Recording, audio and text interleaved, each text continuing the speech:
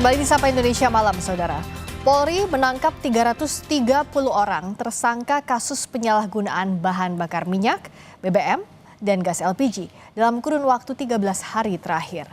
Modus para pelaku diantaranya membeli BBM subsidi, menimbunnya, kemudian menjual kembali ke industri setelah harganya naik. Polisi mengungkap 330 orang ditangkap berdasarkan 223 laporan dari masyarakat dari tempat berbeda. Kasus penyalahgunaan BBM dan LPG tersebar yaitu Jawa Tengah 444 laporan, Jawa Timur 41 laporan, Kalimantan Timur 16 laporan, Lampung 14 laporan, dan Jawa Barat 12 laporan.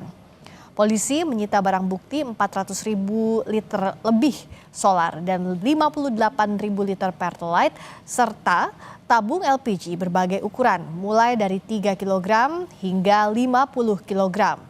Modus penyalahgunaan LPG antara lain membeli gas 3 kg yang disubsidi, kemudian memasukkannya ke tabung 50 kg dan menjualnya ke restoran atau hotel yang seharusnya tidak menggunakan gas LPG bersubsidi.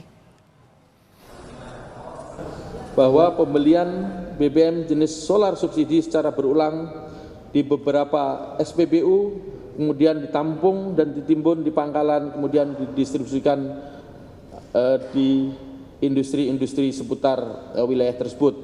Yang lanjutnya kalau di Jakarta istilahnya helikopter, kalau mungkin di wilayah Sumatera atau di Bangka Belitung istilahnya adalah ngerit.